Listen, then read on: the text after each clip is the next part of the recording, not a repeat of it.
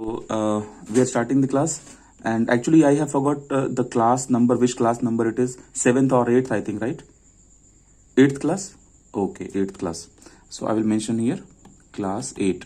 Now see, in this 8th class we are going to tackle first thing, generation of lift and drag. And you see, this is very important point if you are aviation person.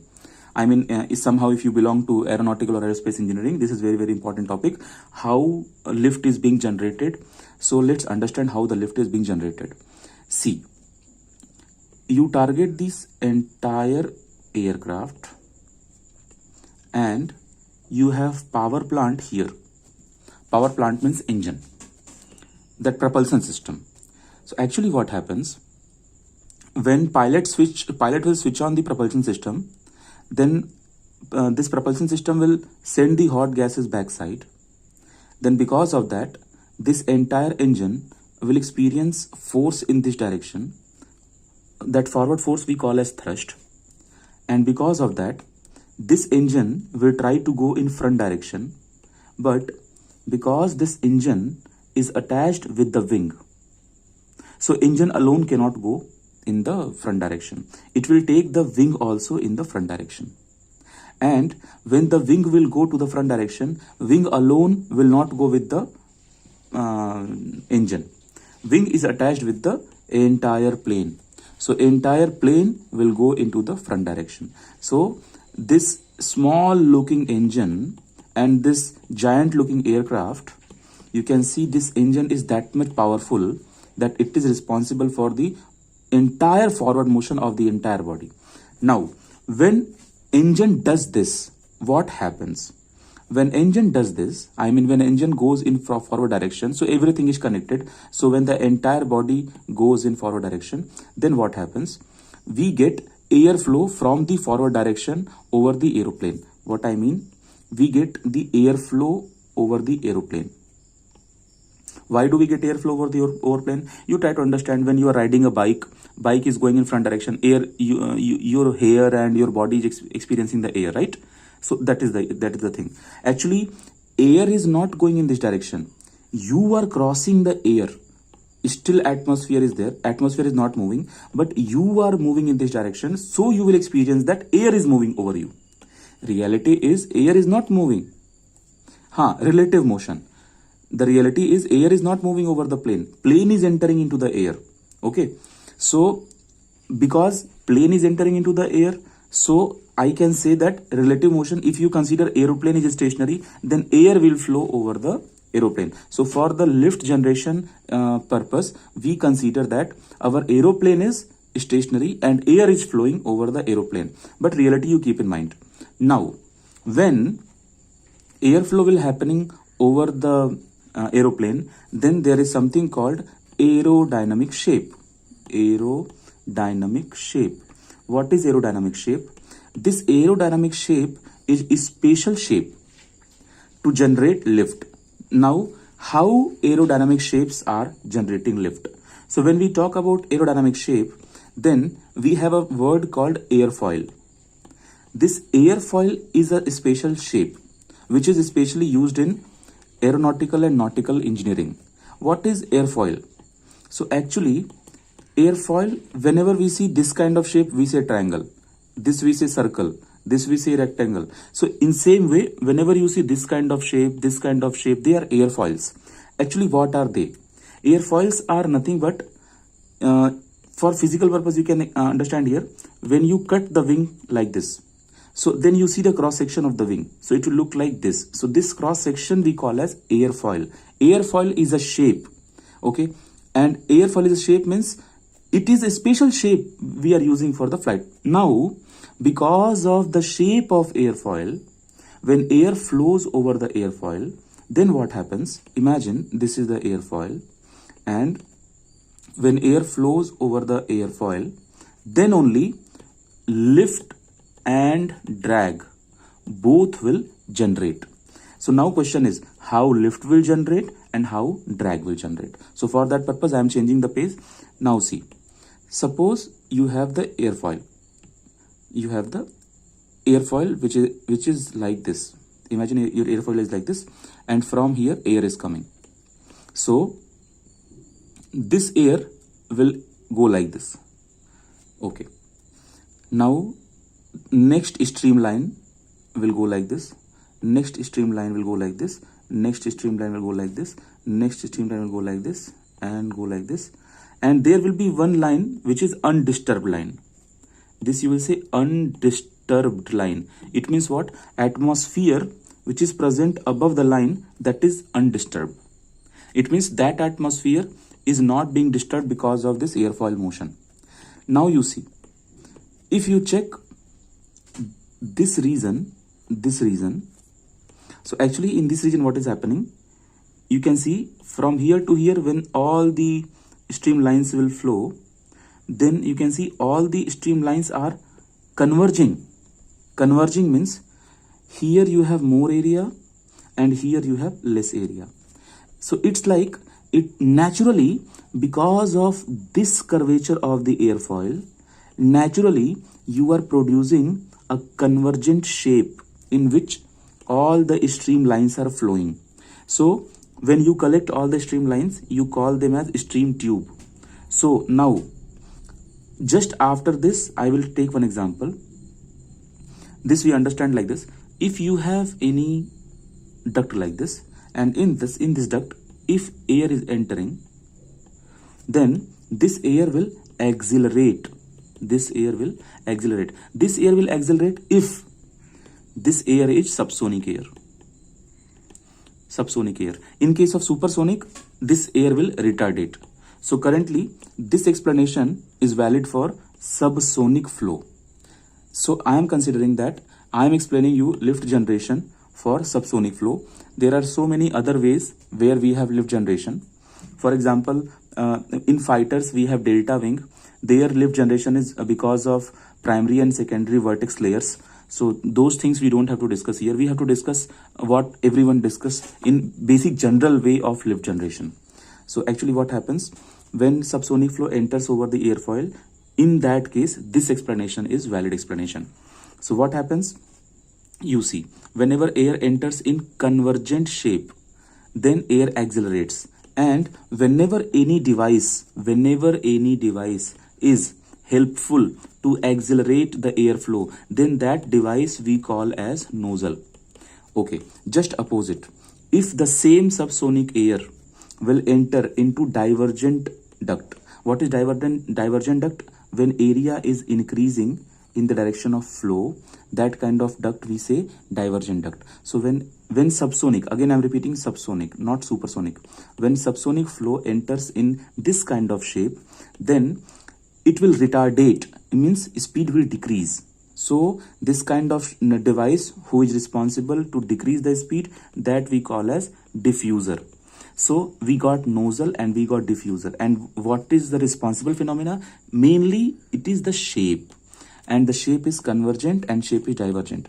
Now, in that again, you can ask the explanation that why in convergent shape only speed is increasing and why not in divergent shape. So do you want to know this or we can skip this?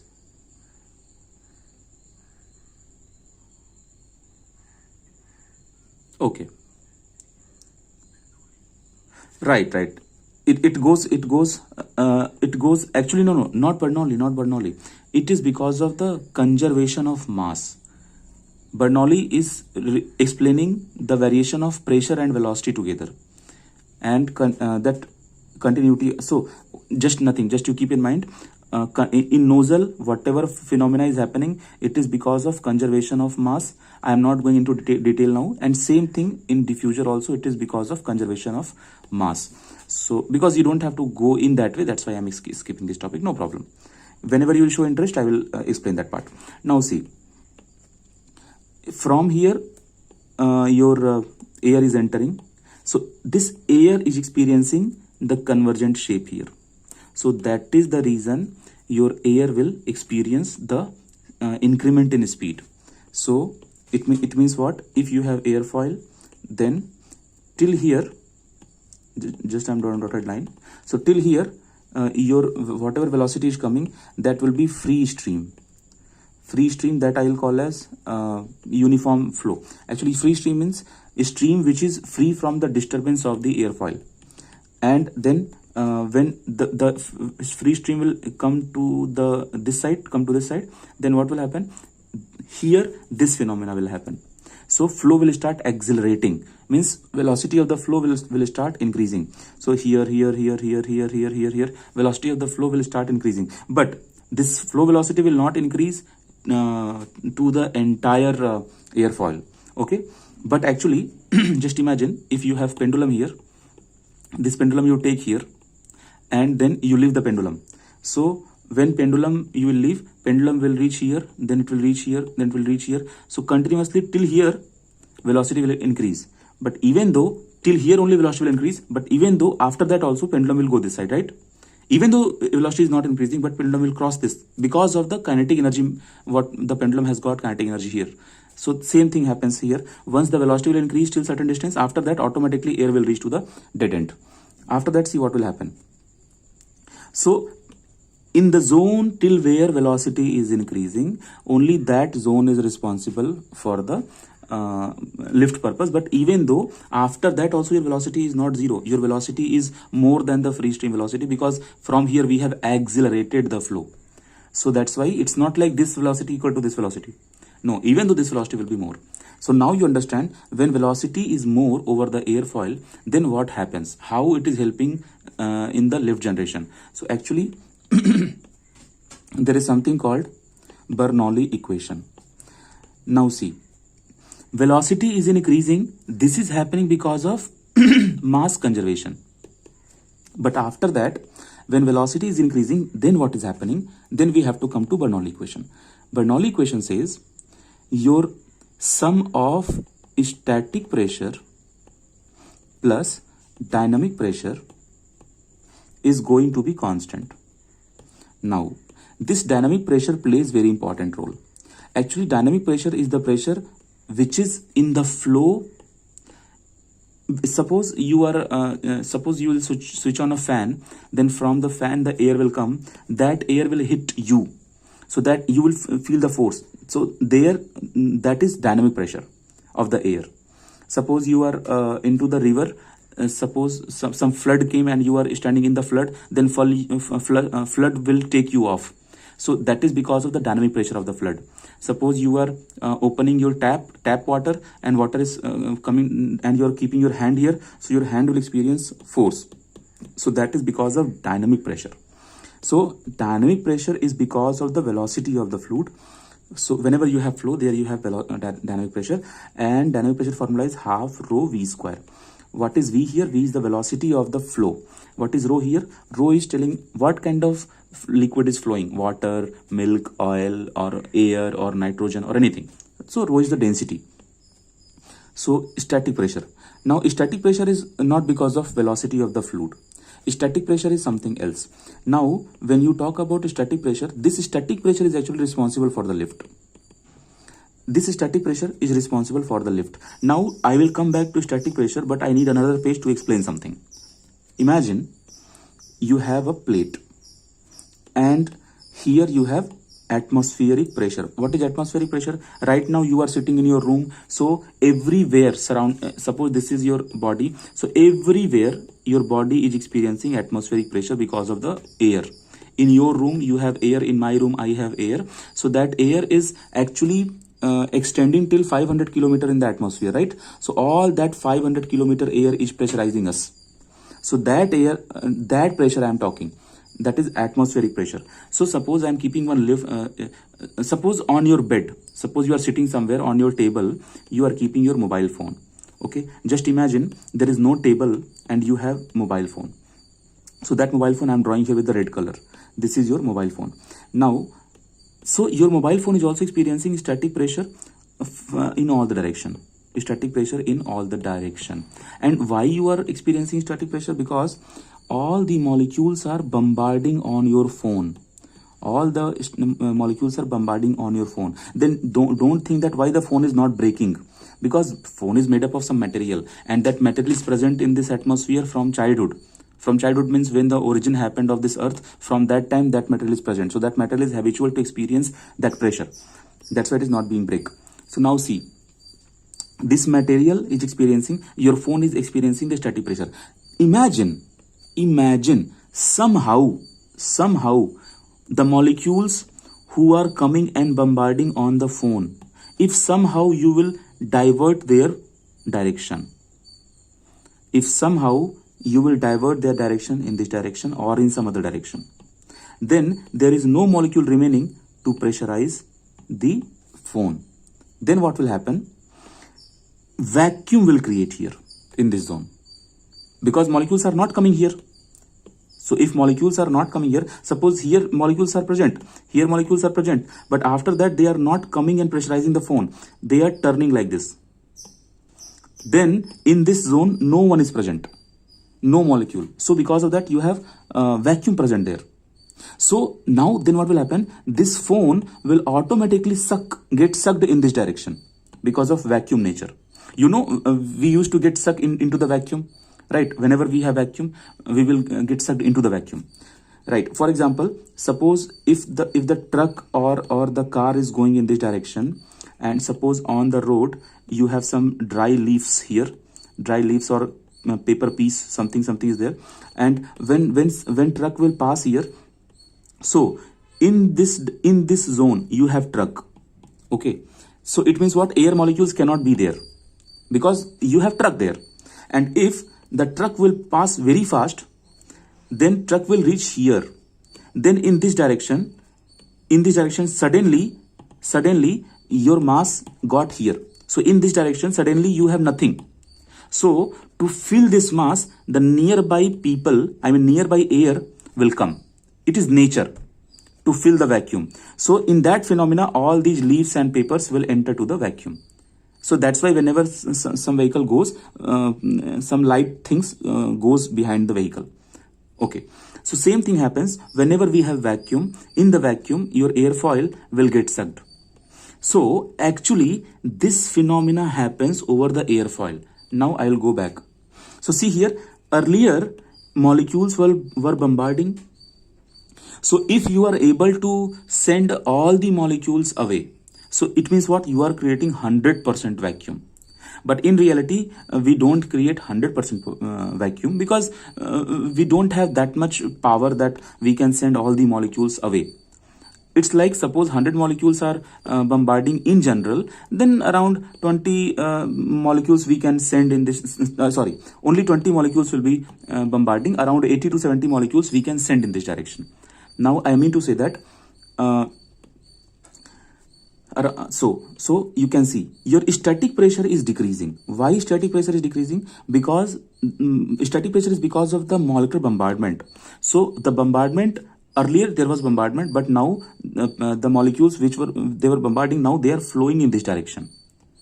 So all the molecules are not flowing in the direction. Some molecules are still bombarding, but around 70 to 80% we are able to create vacuum.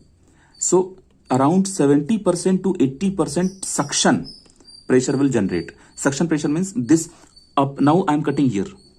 This upper airfoil, this upper part of airfoil will get sucked in this direction because of suction, or you can say because of vacuum generation. So now this airfoil is being sucked in this direction. So this is only we call as lift. So this phenomena is happening on the upper surface. So now you check in the first diagram.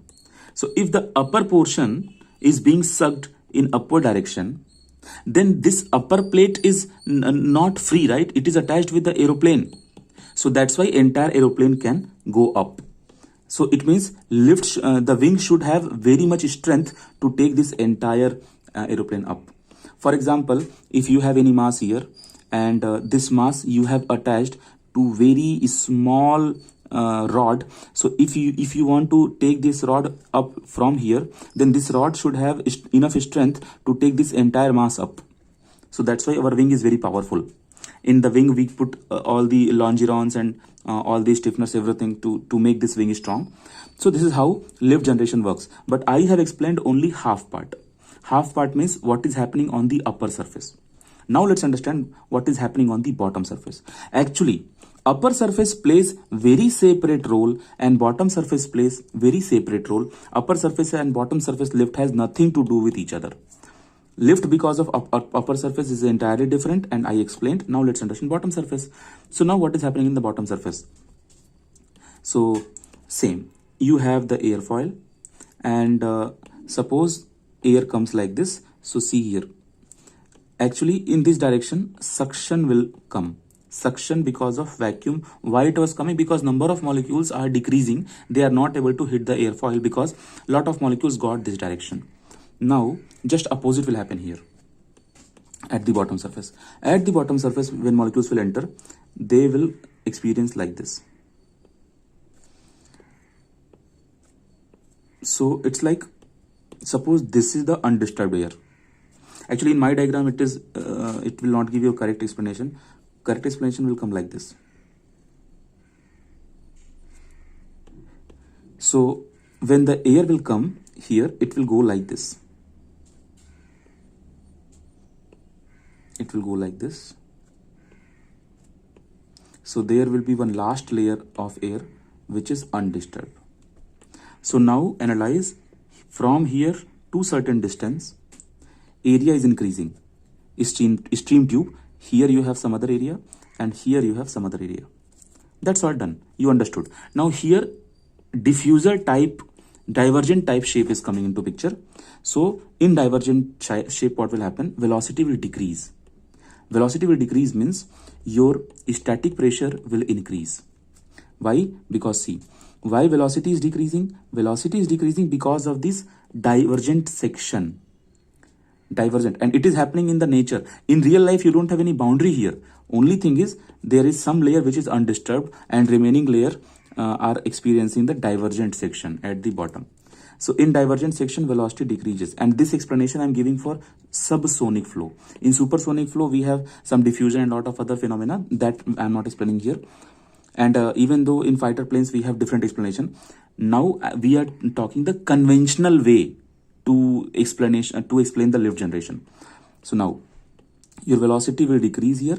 When velocity will decrease, then your dynamic pressure will decrease.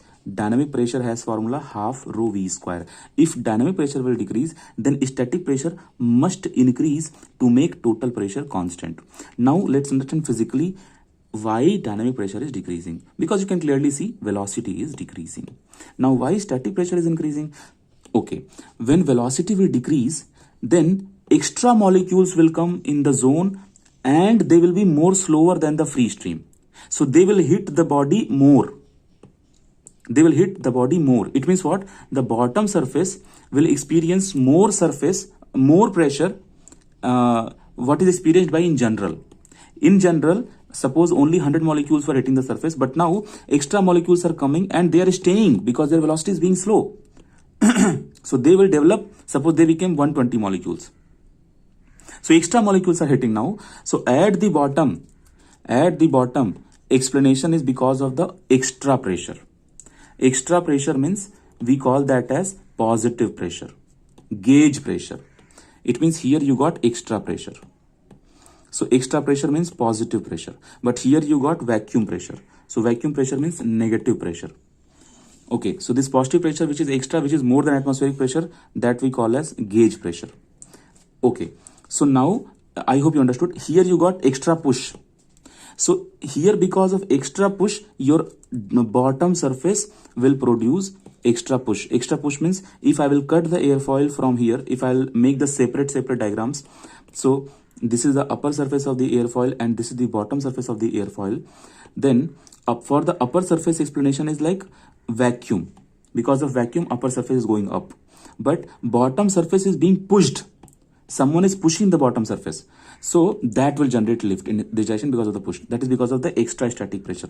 Now you see, in this in this direction, when you will get the lift, only around roughly 20 to 25%, roughly only this much lift is generated by the bottom surface, and around 70 to 80% lift is generated by the upper surface. That's why we don't put our engine on the upper surface mainly. This is the main feature.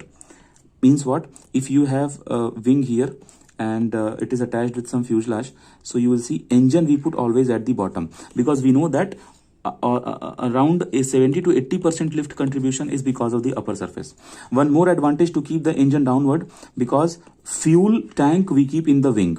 So if you are keeping the engine downward, then fuel will go into the engine because of gravity. Automatically fuel will go into the engine. But if you are keeping the engine upward, then two major drawbacks. One thing is that much portion you will disturb, that much portion will not produce lift where you are keeping the engine. And next problem is you need to install extra compressor to send the fuel up into the engine. So in commercial aircrafts, we keep engine downward to save our economy. Now next, this is how we generate lift. So whenever you generate lift, drag will also come into picture automatically. Now let's understand what is drag. Yes, ask.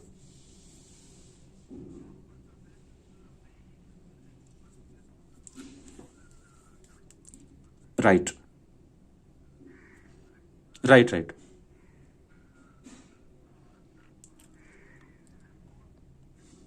Mm-hmm.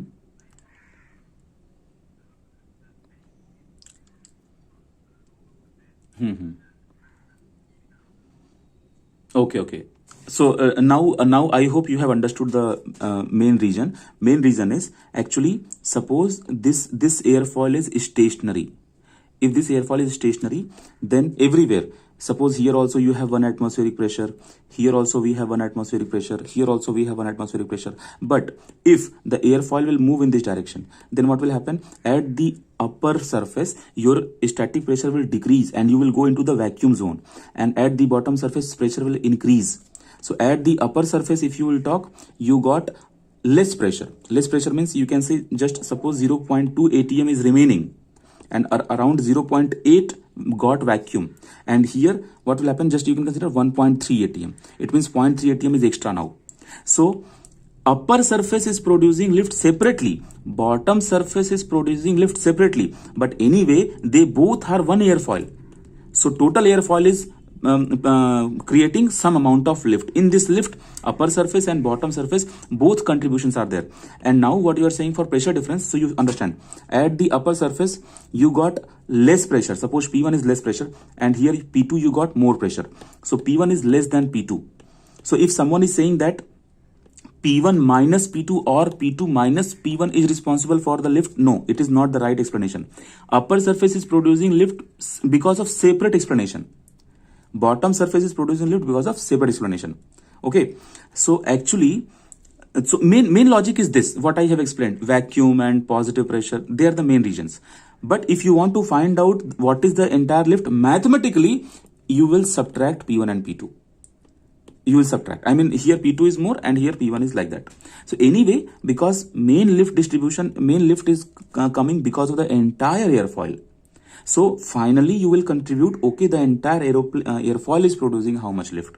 And now, many times you might have heard that if your airfoil is symmetrical, and if symmetrical airfoil is having no angle of attack, I mean zero angle of attack, and it is going in this direction, then there is no lift generation. Why there is no lift generation? Because at the upper surface also your flow will accelerate, at the bottom surface also your flow will accelerate. So at the upper surface also your pressure will drop, static pressure, and at the bottom surface also your static pressure will drop. So whatever static pressure will come here, suction, whatever suction you will produce here, same suction you will produce here. Because this time you can see, because of the shape of the airfoil, here also you will get convergent shape. So suction and suction will happen at both. So what will happen? Upper surface will try to suck in this direction and bottom surface will try to suck in this direction. So they both will cancel out each other, right? Okay, now I am going to explain cause of drag. Why do we have drag? So see, whenever air flows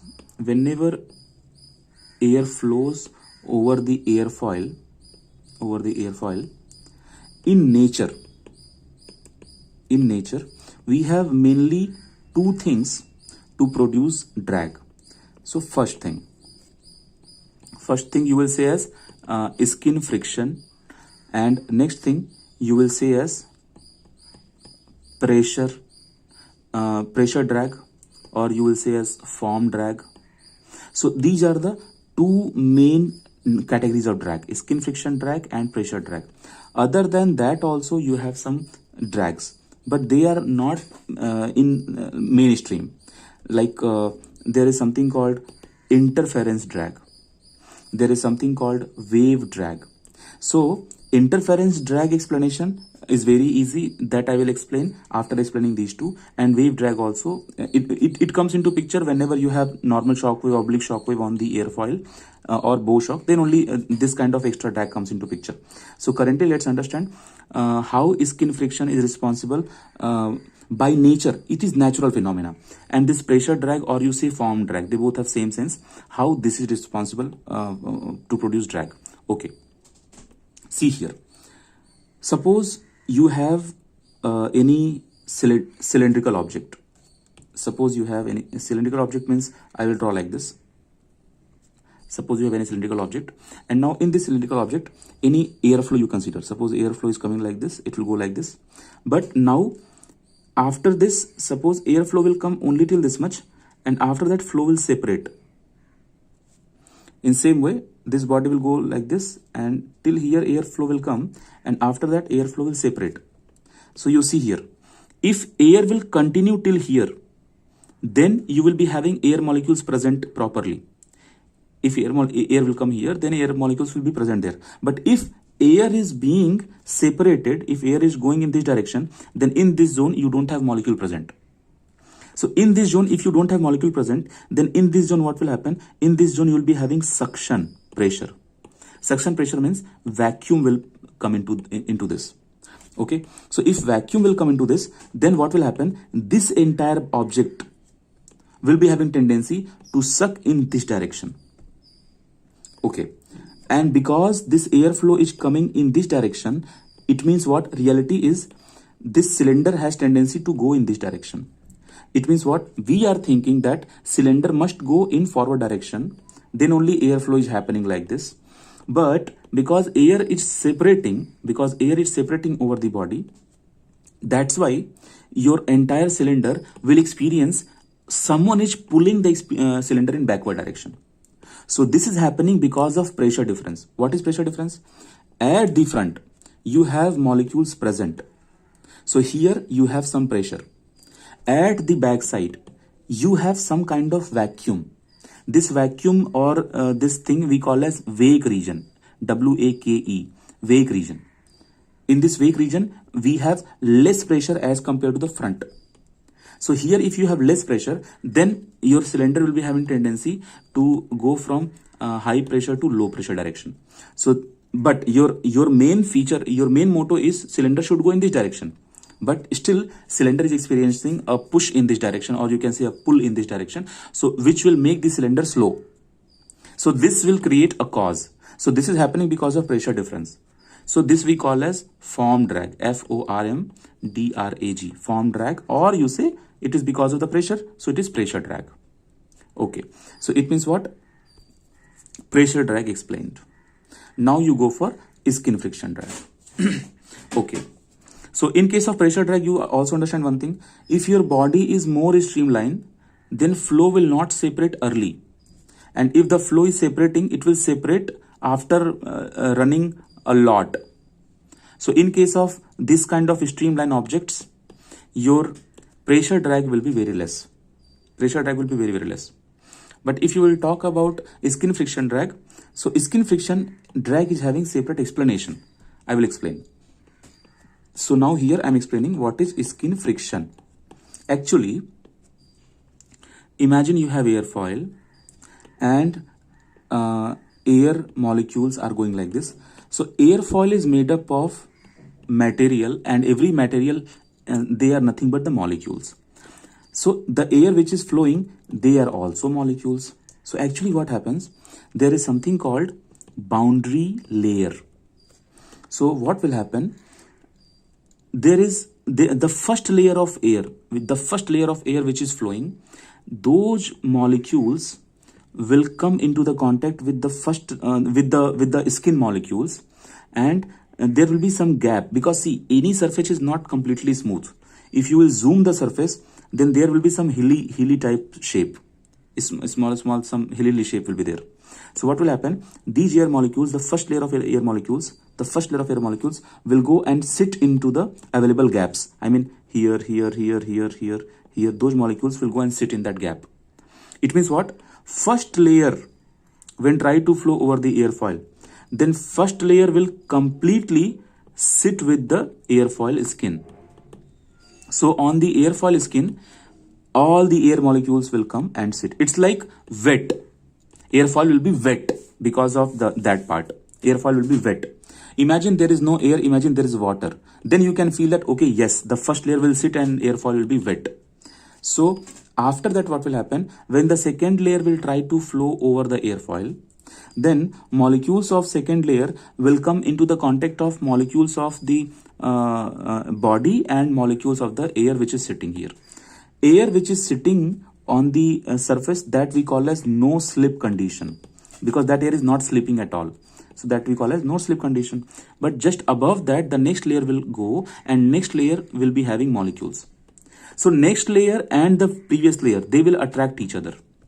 So imagine you are keeping one magnet here, and there is another magnet you are taking in this direction. So because of this motion, even this magnet will try to go in this direction because of attraction force. Sometimes magnet, we used to play in childhood, like one magnet and another magnet, right? If magnet is going in this direction, this magnet will also go in this direction, right?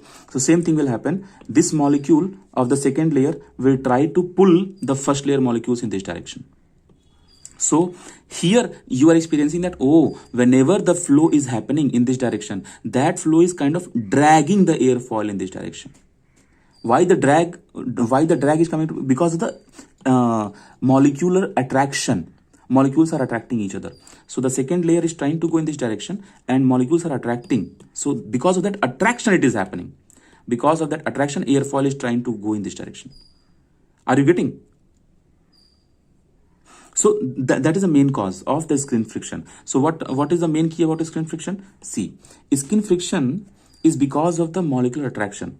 So if you have larger surface area, suppose you have larger surface area, then everywhere you will be having flow, then everywhere you will be having skin friction phenomena. Everywhere you will be having a skin friction phenomena. So that skin friction will come into the picture if and only if your flow is viscous flow. Because this nature, what I have explained, it is only available in viscous flow. In viscous flow, only one molecule will attract another molecule. If your flow is inviscid, then we say viscosity is 0. If viscosity is 0, then one molecule will not attract another molecule. So inviscid flow is just like hypothetical flow. In real life, all the flows are viscous flow. So in real life, we have skin friction. So if you have more area, then you will be having more. So finally, what is coming into picture? The viscosity is coming into picture. Okay. So actually, we have a common concept. Actually, if you have viscosity, then because of viscosity, you will be having shear stress. And if you will be having shear stress, then shear stress, by multiplying with the area, we can find out our shear force. So this shear force will act in this direction, in opposite direction, in the direction of the shear flow. So you understood now that area is responsible for area and the fluid interaction with the area, with the material, that is responsible for the skin friction drag.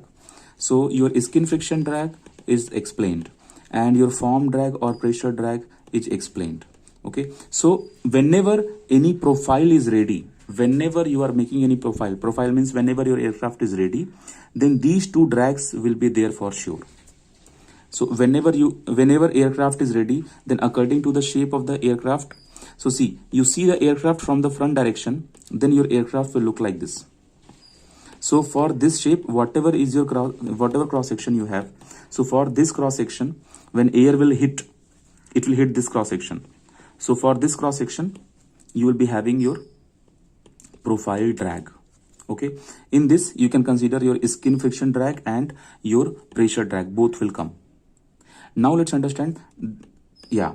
Now let's understand there is something called interference drag. What is interference drag? See, when your fuselage and wing, suppose this is the place, I mean, I'll change the color. This is the place where your fuselage and wing, they are attached. So if I will zoom the place, then this is the place here I'm talking. This is the place where your wing and fuselage, they are attached. So actually what happens, from here flow is going like this, and over the wing flow goes in different way, because over the wing flow curls. So when both the flow mingle with each other, I mean this flow over the fuselage and flow over the wing, when both the flow mingle with each other, when both the flow mixes with each other, that time they create a different drag, because now they are interfering in each other's direction. So that's why that special flow we call as interference drag. So interference drag is coming into picture because of the interactions of two different bodies, like wing and fuselage. It can be anywhere, wherever two objects you are attaching. So whenever we are attaching the object, we should make sure it should be very, very smooth attachment. I mean, whenever we are doing some soldering work or something, if you will take if you'll go near to the aeroplane, you can see the soldering, you can see very properly. Sometimes nut bolt you can see. Yeah, so those kind of people will disturb the airflow. So that is because of the interference. So that is interference drag. So that is very small. Right. So when you club all together, in last and in some classes I have explained you induced drag, right? Induced drag. Yeah. So induced drag is another type of drag. It is not because of skin friction. It is not because of pressure. It is not because of interference. So when you will combine all types of drag together, then we say total drag. But in the total drag, if you are talking about only these four types of drag, it means you are flying in subsonic condition. But if your aircraft will enter to supersonic model, so if supersonic model you will discuss, then there is one extra drag will come into picture. That extra drag is wave drag. Wave drag. Actually, what happens in wave drag? See, whenever you have suppose any airfoil, and suppose over the airfoil you got normal shock wave. So in this normal shock wave, whenever air will enter, this air will not be that much smooth when it will go towards the airfoil like this, when it will enter to the airfoil. So normal shock wave, oblique shock wave, bow shock, these types of shock waves are responsible for a separate variety of drag.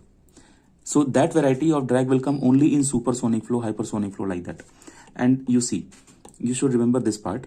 If you're from 0 Mach number to 1 Mach number, if you are less than 1, then you call as subsonic flow. If you are more than 1, then you call as supersonic flow. And if you are more than 5, then you say hypersonic flow. And between 0.8 to 1.2, we call as transonic. So transonic explanations are more critical when we explain the types of drag.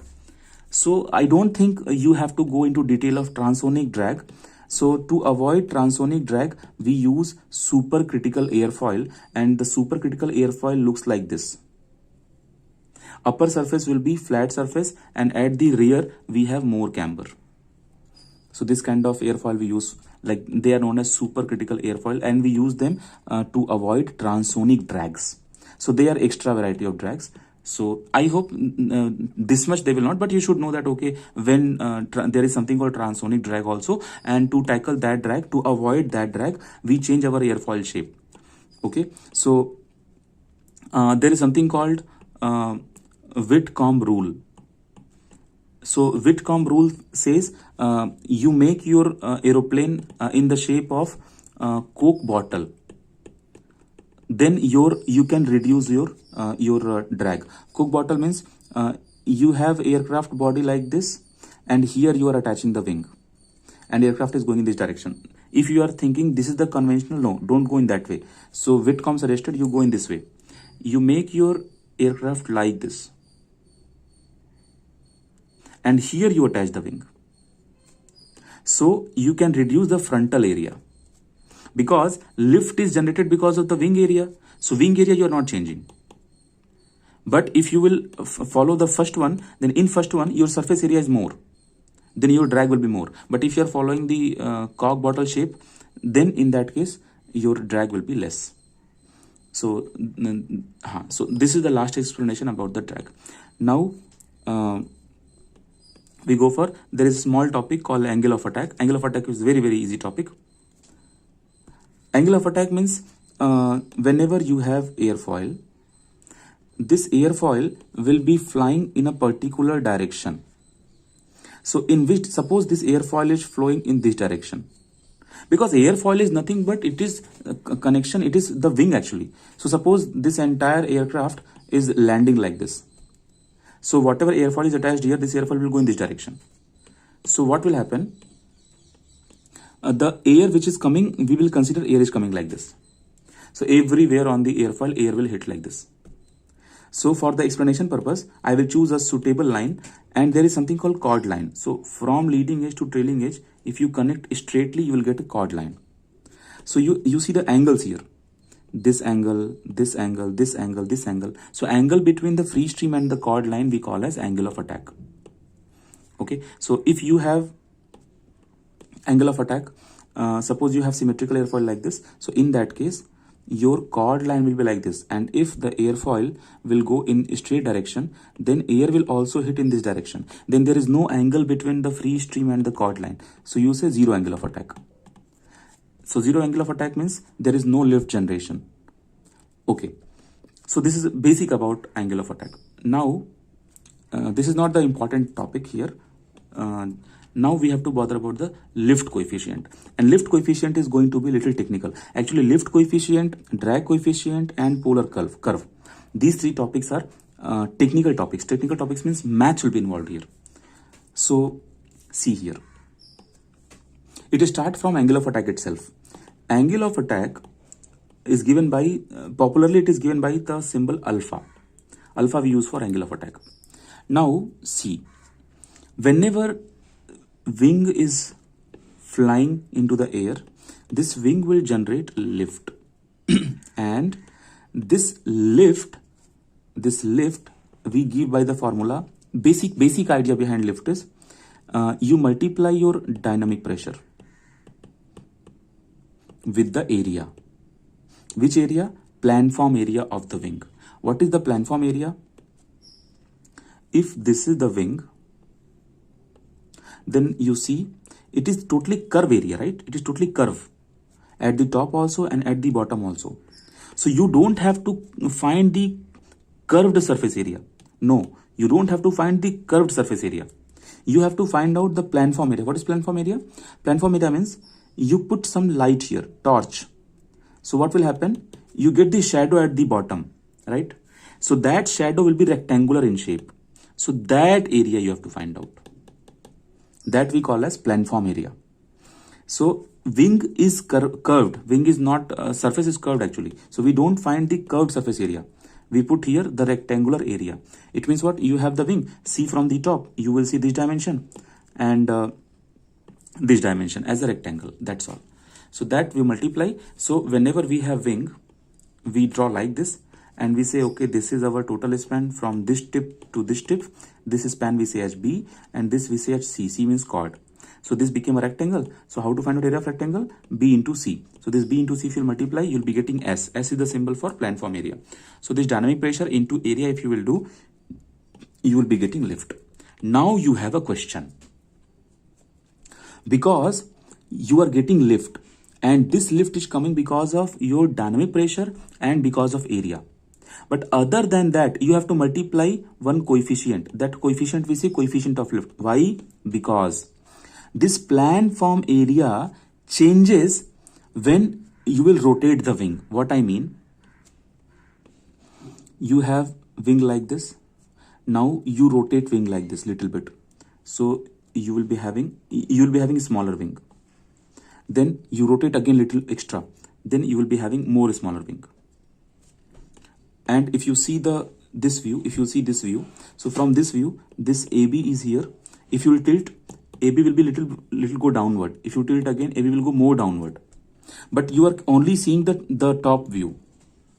For example, suppose if you have a door, and suppose you have a bed. So this bed you want to cross through this door.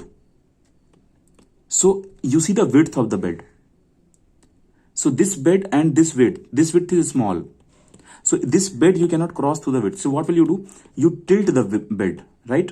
So when you will tilt the bed, then bed will come like this, right? And then bed can cross. But in that case also, if you see from the top, you will see only this much. If you tilt the bed more, then you will become more like this. So you will see only this much. I mean to say, if this is the chord line, this is the wing. So if you see from the top, you are getting this much chord. I mean, not this much chord, this much width. Now, if you tilt the wing, then what will happen? Wing will go like this. So now only this much length is remaining. Now tilt the wing more. So now only this much is remaining. So you can see when you are changing this kind of attitude, mainly what is happening, you are changing your angle of attack. Why angle of attack is being changed? Suppose this is the airflow, this is the airflow, this is the airflow. So you check in first direction, in first condition, what is your alpha? In second condition, what is your alpha? In third condition, what is your alpha? Your alpha is being changed. So when you are changing the alpha, then what is happening? Your angle of attack is changing. Because of that, your planform area is changing.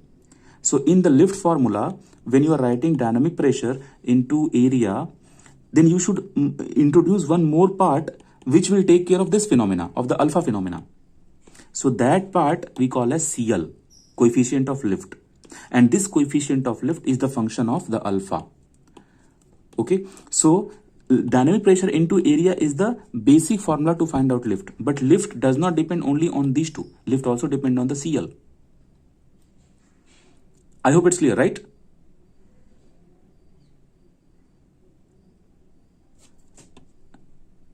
Is it clear? Dinesh, you're not audible.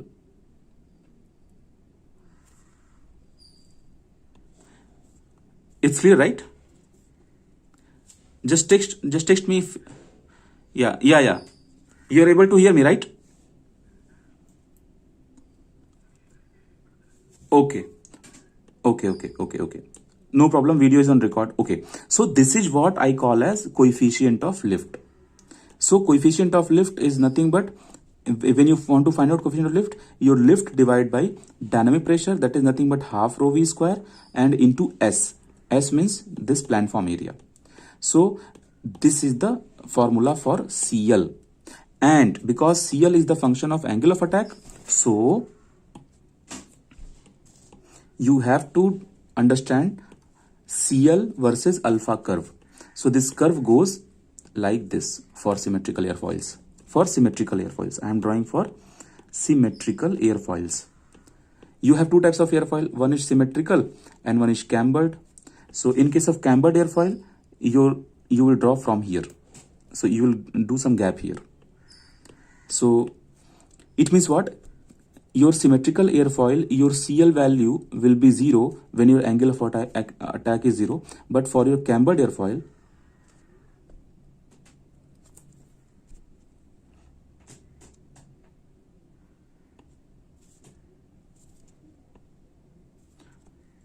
okay, Dinesh, you do one thing. Time is almost over. Only 2 minutes are remaining. So whatever I have explained here in the video, you watch this video, and I was just trying to say that your cambered airfoil will produce lift at negative angle, will produce no lift. Lift is equal to 0 for negative angle of attack, and your symmetrical airfoil will produce lift at 0. Will produce no lift at 0 angle of attack. I mean to say, for symmetrical airfoil, your lift is equal to 0 at alpha is equal to 0. But for cambered airfoil, your lift is equal to 0 at alpha is equal to some negative angle, for example -2 degree, right? That's all. So that is enough for CL. So variation of CL with the alpha is linear. Okay, then I will explain in next class drag also. Now I will upload this video so you can watch, right?